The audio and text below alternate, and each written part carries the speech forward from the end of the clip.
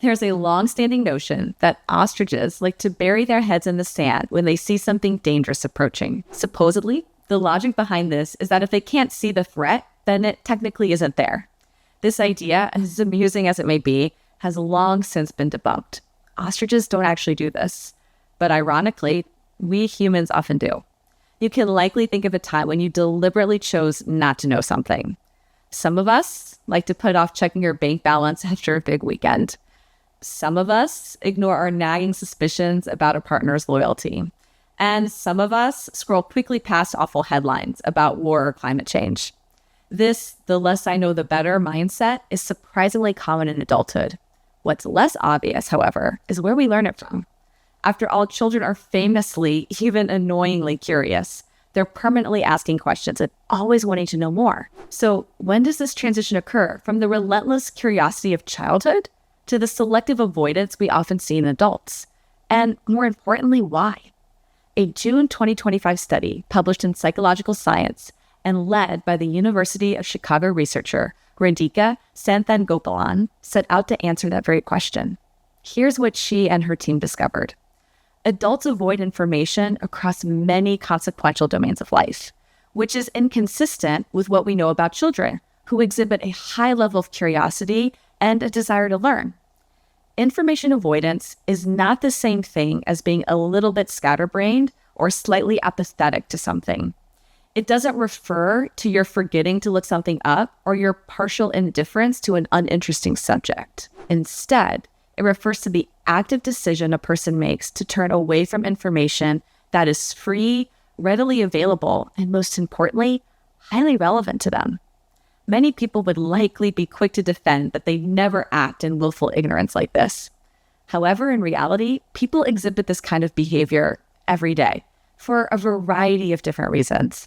You might say, put off a particular medical test out of fear of receiving a specific result.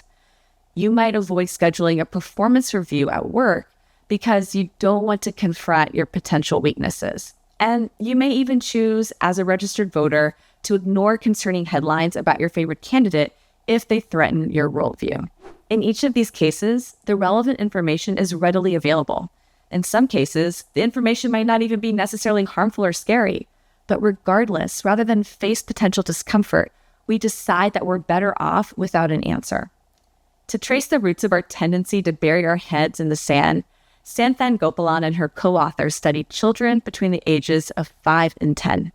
These participants were specifically placed in scenarios in which they could either seek or avoid information, and their findings showed an apparent developmental shift. Younger children were, as we'd expect, incredibly eager to learn, even if it still resulted in selfish choices afterward. In one experiment, for instance, children were given the chance to see what a partner's payoff would be in a sharing game.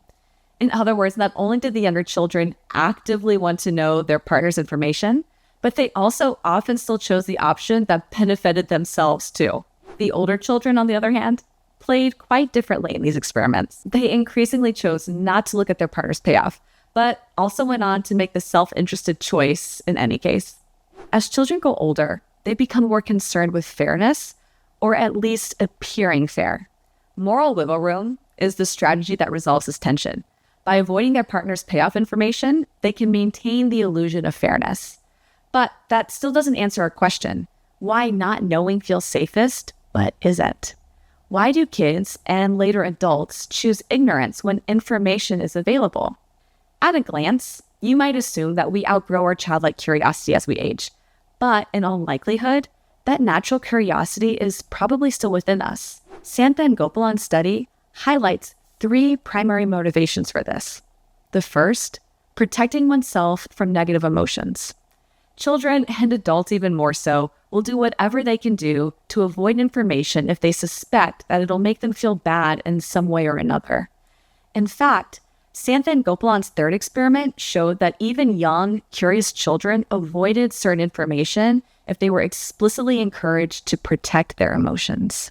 Second, preserving one's self-image. People can maintain their internal sense of likability, fairness, or competence more easily if they steer clear of uncomfortable truths. This result was observed in the second experiment. Older children in this study still wanted to see themselves and be seen by others as fair, despite acting selfishly. And lastly, third, acting in self-interest. Information avoidance makes it much easier to act in self-interest without feeling guilty.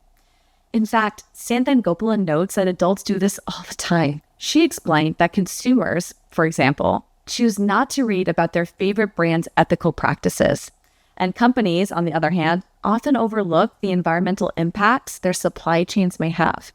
These instances demonstrate how we wear a protective veil of ignorance while continuing to act in our own self-interest. Avoidance may seem harmless from this perspective. You might even say it's adaptive.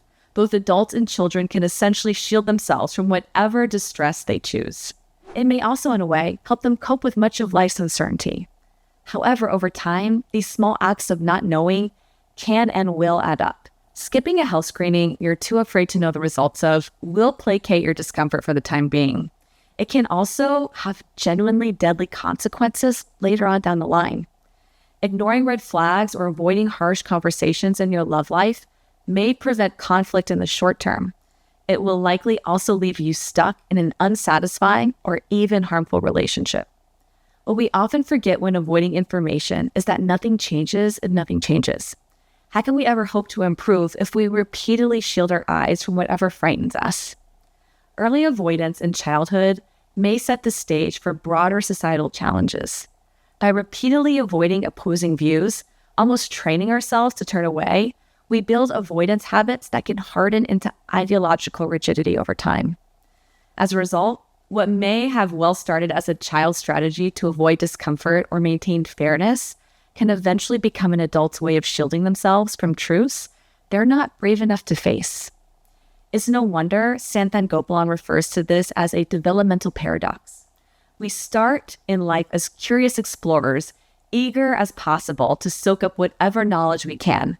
Yet somewhere along the way, we learn to stick our heads in the sand. As blissful as sandy in oblivion feels, it can nevertheless shape the choices and deepen the blind spots that determine how your life unfolds. I'm Jordan Travers. I'm the Clinical Director of Awake Therapy, and I'll see you in the next one. Bye.